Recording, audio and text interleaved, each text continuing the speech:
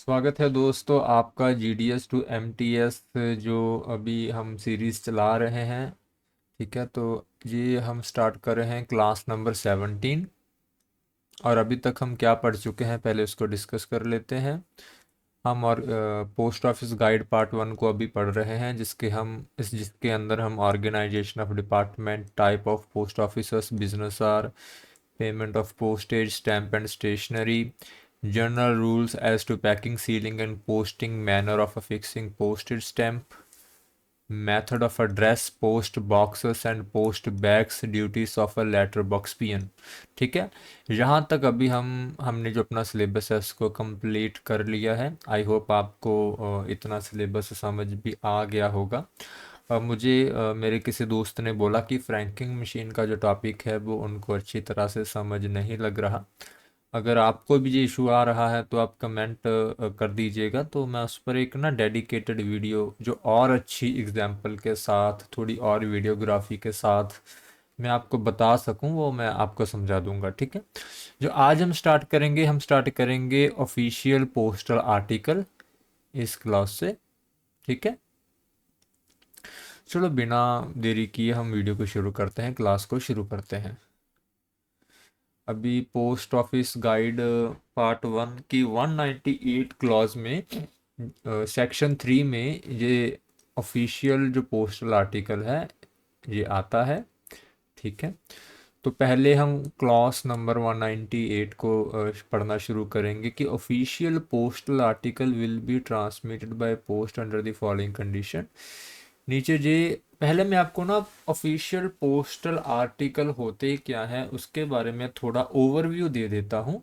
बाकी अच्छी तरह से तो हम अभी पढ़ेंगे। ठीक है, तो कुछ ऐसी अथॉरिटी होती है, जैसे स्टेट गवर्नमेंट के अंदर बहुत से ऑफिसर होते हैं, डिप्टी कमिश्नर होते हैं, तहसीलदार होते हैं, मेडिकल ऑफिसर होते हैं, यूनिवर्सिटीज़ के चांसलर होते हैं जो सरकारी यूनिवर्सिटीज़ होती है।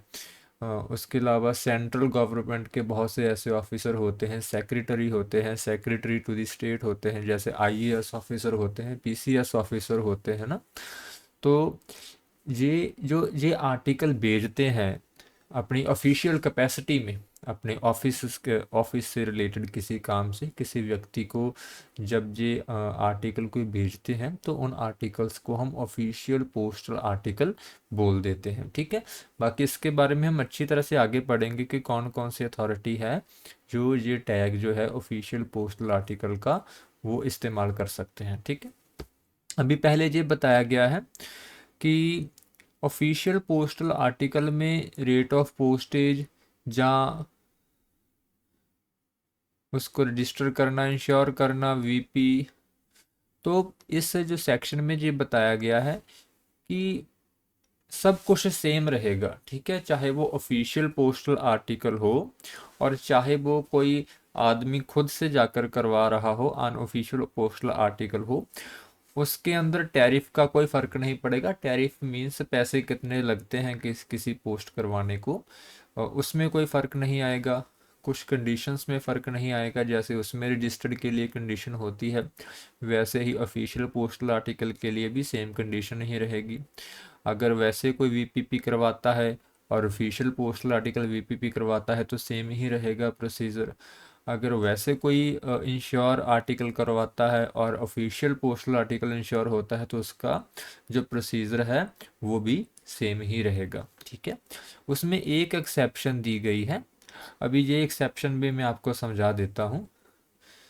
इसमें बताया गया है the condition laid down in clause number 145 that a parcel shall not contain more than one written communication of the nature of a letter or having the character of a personal communication shall not apply to the official parcel which contain office files, provided that no one file shall contain more than one communication of such nature of having a such character which was not contained therein when the file was received in the office from which it is being dispatched। देखिए, मैं आपको आसान भाषा में इसको बता देता हूँ। चलो खाली पेज पे चलते हैं। नॉर्मली जब हम पोस्ट ऑफिस में पार्सल बुक करते हैं, ठीक है, तो उसके अंदर सिर्फ सामान ही हम भेज सकते हैं। ठीक है, जैसे क्लोथ भेज सकते हैं, या यूटेंसिल्स बर्तन भेज सकते हैं, बुक या और कुछ मान लीजिए। और उसके अंदर सिर्फ वन रिटन कम्युनिकेशन ही हम भेज सकते हैं, मीन्स एक ही रिटन कम्युनिकेशन पार्सल के अंदर भेज सकते हैं। ठीक है, अगर पार्सल के अंदर एक से ज़्यादा रिटन कम्युनिकेशन होगा तो उस पार्सल को नहीं भेजा जाएगा। ठीक है, फिर उसको अलग से वो लेटर में भेज सकता है, पार्सल में एक से ज़्यादा रिटन कम्युनिकेशन नहीं जाता। ठीक है, लेकिन अगर कोई ऑफिशियल पोस्टल आर्टिकल आता है, मीन्स ऑफिशियल किसी ऑफिस ऑफिस से, जो सरकारी ऑफिस है जिनको ये टैग दिया गया है सरकार की तरफ से कि वो ऑफिशियल पोस्टल आर्टिकल का यूज़ कर सकते हैं, और अगर वो पार्सल करवाना चाहते हैं तो उसके अंदर वो कितने भी रिटन कम्युनिकेशन हैं उसको यूज़ कर सकते हैं। ठीक है ना, जैसे उसमें फाइल्स हो सकती है, उसके बाद नोटिस हो सकते हैं, कुछ ऐसी चीज़ें जो ऑफिस से रिलेटेड ही कॉरस्पॉन्डेंस हो, फाइल्स हो। ठीक है ना, उसको हम एज ए पार्सल पोस्ट भेज सकते हैं। ठीक है, और इधर के केस में, इंडिविजुअल के केस में, जैसे अगर कोई प्राइवेट बंदा या मेरे जैसा कोई सीधा जाकर करवाता है तो उस केस में पार्सल में सिर्फ एक रिटन कम्युनिकेशन अलाउ होता है, और ऑफिशियल पोस्टल आर्टिकल में आप एक से ज़्यादा रिटन कम्युनिकेशन भी भेज सकते हैं। ठीक है, तो यही बताया गया है इस एक्सेप्शन के केस में। ठीक है, बाकी आप खुद भी पढ़ लेना। और नीचे जो नोट दिया गया है अब इसको पढ़ते हैं। Office files containing notes, orders, draft letter, fair copies exchange between government officer and his office may be sent by letter, packet, parcel at the option of the sender. अभी इसमें मुझे बताया गया है कि जो भी वो पर्सन, जैसे मैंने अभी आपको बताया कि नोटिस हो सकते हैं, फाइल्स हो सकते हैं, ड्राफ्ट फाइल्स हो सकती हैं, जो कुछ भी है वो इसको एज ए पार्सल पोस्ट भी भेज सकते हैं, लेटर पोस्ट भी भेज सकते हैं, और एज ए पैकेट पोस्ट भी भेज सकते हैं। ये अलग अलग तरह की सर्विस होती है, इसके बारे में हम आगे पढ़ेंगे जब मेल का सेक्शन देखें पढ़ेंगे। तो ये भेजने वाले पे डिपेंड करता है। जैसे मान लीजिए तहसीलदार जो होता है उसने अपनी फाइल्स को भेजना है एक जगह से दूसरी जगह, तो वो एज ए पार्सल भी भेज सकता है, एज ए लेटर भी भेज सकता है, एज ए पैकेट भी इसको भेज सकता है। ठीक है, उसके बाद देखते हैं कि अभी इसको पढ़ना शुरू करेंगे। The official postal article whether the postage is prepaid or not must bear a superscription on Indian government service. ठीक है, when posted by government official authorized to use services postage stamp or on service, when posted by all other authorized to use service postage stamp.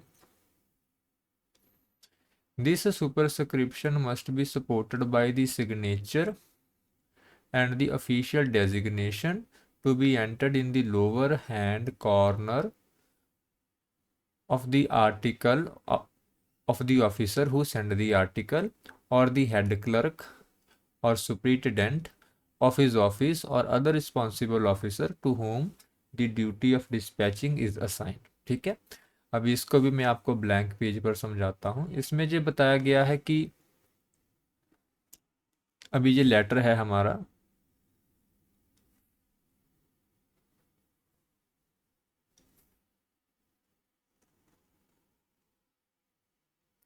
पहले तो ये बताया गया है कि कोई भी अथॉरिटी जिसे सरकार की तरफ से जो मान्यता है कि वो पोस्टेज, एक बार मैं फिर देख लेता हूँ।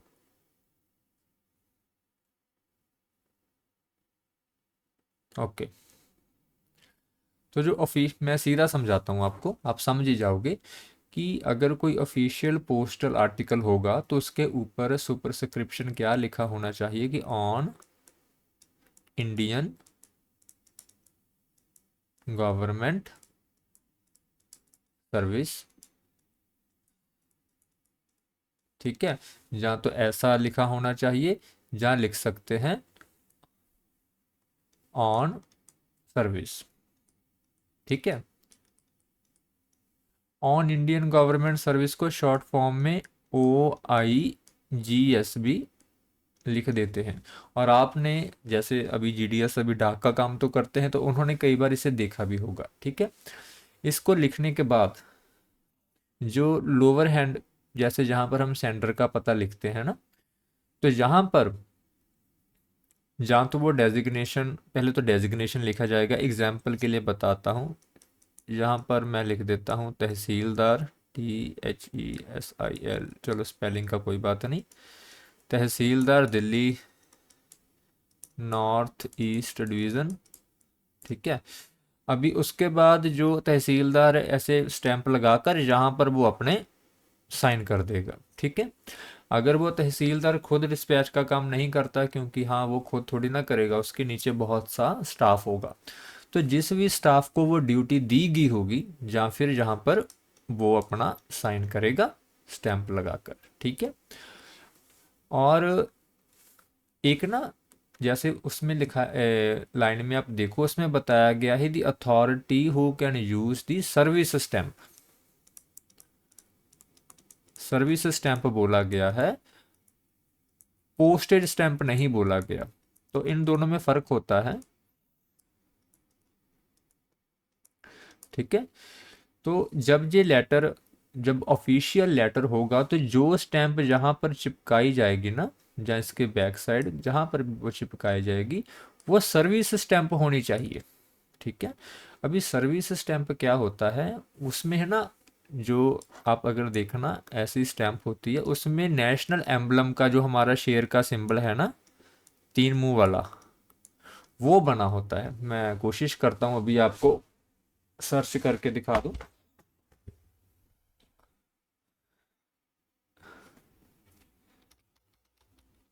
Indian service postage stamp. हाँ तो देखिए, जो ये वाली है ना, ये वाली स्टैंप, अभी देखिए ये वाली लोड, हाँ, तो ये वाली सर्विस पोस्टेज स्टैंप है। इसमें आप देख सकते हैं कि जो हमारा नेशनल सिंबल है ना, उसकी फ़ोटो लगी हुई है, ठीक है। तो जो हमारे दूसरी नॉर्मल जो पोस्टेज स्टैंप होती है, उसमें तो अलग अलग तरह की, जैसे किसी पर्सन की, जो जैसे महात्मा गांधी की हो सकती है, लेकिन इसमें हमेशा नेशनल एम्बलम की ही पिक्चर होगी, ठीक है। तो इस बात का आप ध्यान रखना। तो ये जो सर्विस स्टैंप यही इस पर लगी होनी चाहिए। अगर दूसरी लगी होगी तो उसके लिए पोस्ट मास्टर एक्शन ले सकता है कि आप लेटर ऑफिशियल भेज रहे हैं और इस पर स्टैंप दूसरी लगा रहे हैं, ठीक है। तो लेकिन अभी हम इतना ही कंक्लूड करेंगे जितना जहाँ पर बताया गया है, ठीक है। तो अभी आप अगर इसको पढ़ोगे तो आपको ये जो बी है, ये आपको पूरी तरह समझ आ जाएगा। अभी एक्सप्लेनेशन 1 लिखा है कि as the postage stamp emboss on service post card bear the inscription service, the superscription refer in a subclause B above is not required on such a postcard। इसको भी समझा देते हैं। एक्सप्लेनेशन 1 जो है,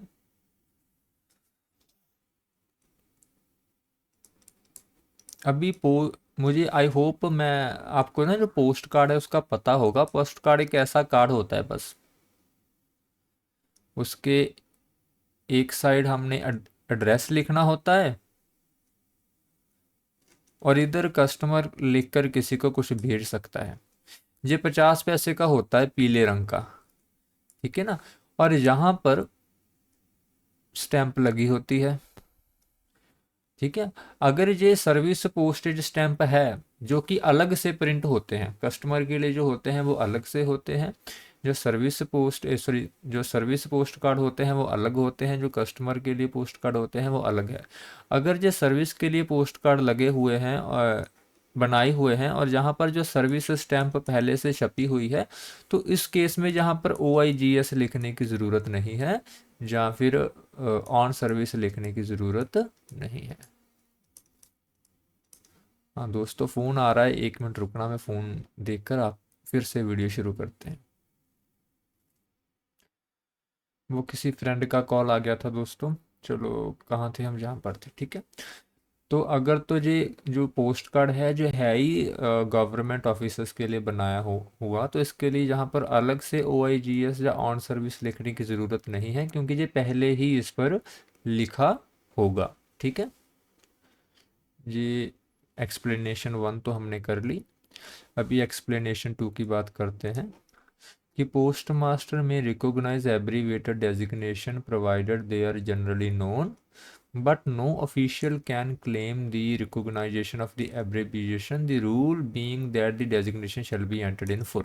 ठीक है, तो अभी यहाँ पर यहाँ पर मैं आपको एग्जांपल से बताता हूँ।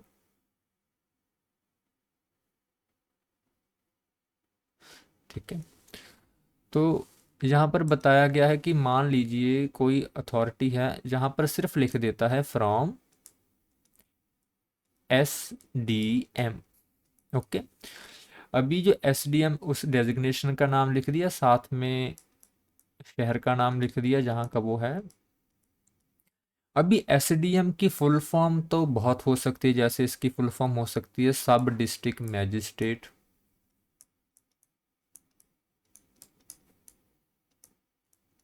जहाँ उसकी हो सकती है सब डिस्ट्रिक्ट मंडल भी हो सकती है।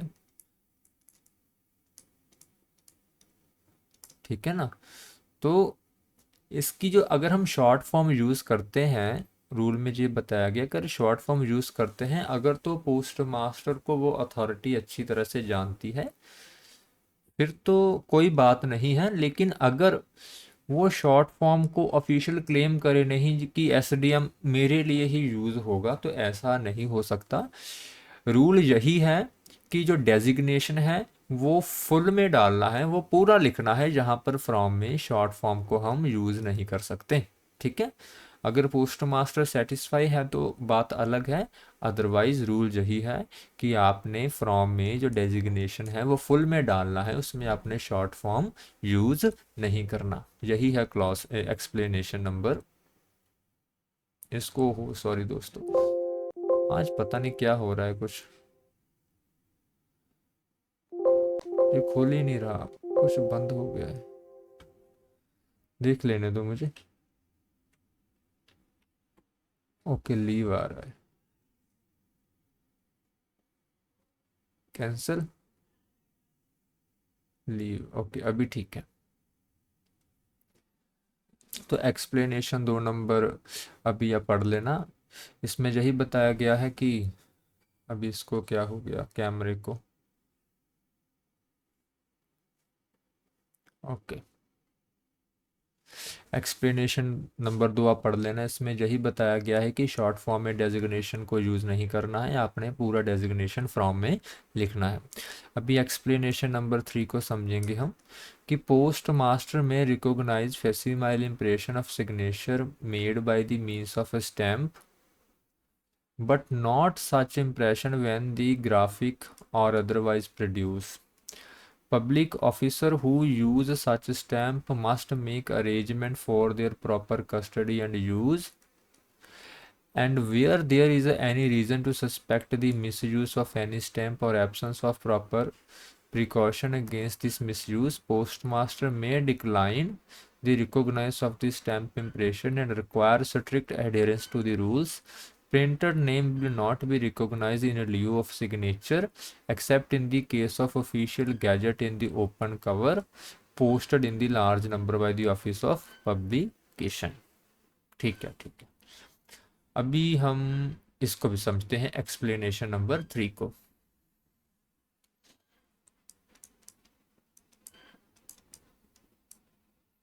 फिर से वही लेटर बनाते हैं फर्स्ट। अभी यहाँ पर जो फ्रॉम का एड्रेस लिखेंगे, ठीक है, तो ऐसा भी हो सकता है कि उसको लिखने की बजाय उसकी एक स्टैंप बना ली जाए और स्टैंप को यहाँ पर छाप दिया जाए। अब इस स्टैंप में ही जैसे जो साइन है, उसके बाद उसका डेजिग्नेशन है, उसके बाद ऑफिस का नाम है।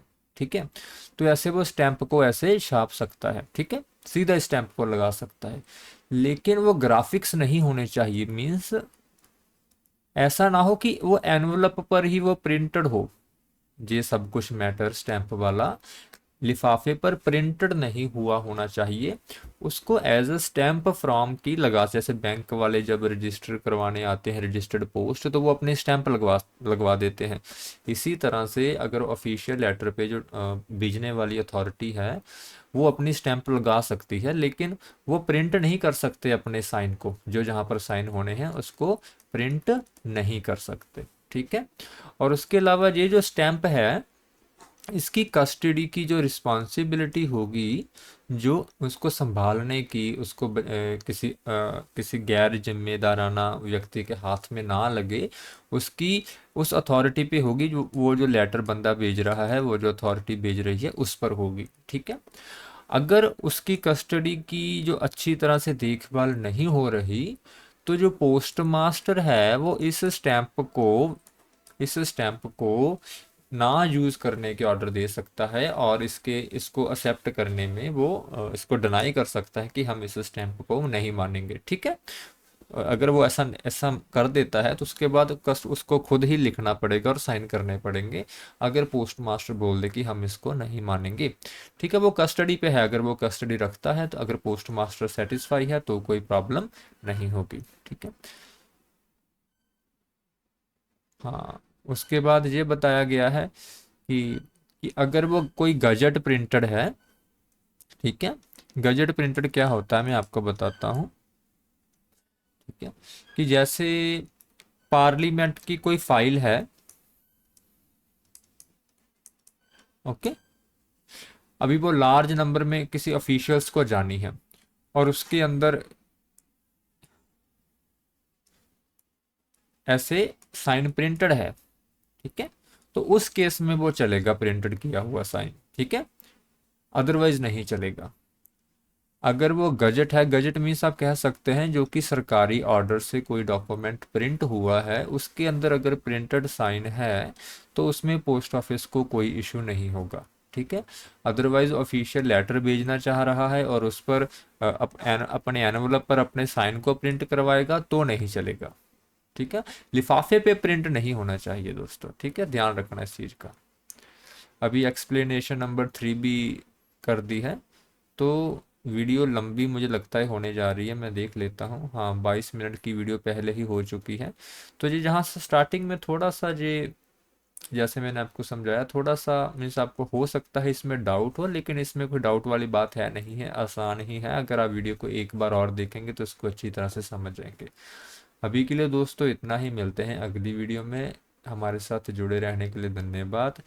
जय हिंद, जय भारत, जय जवान, जय किसान।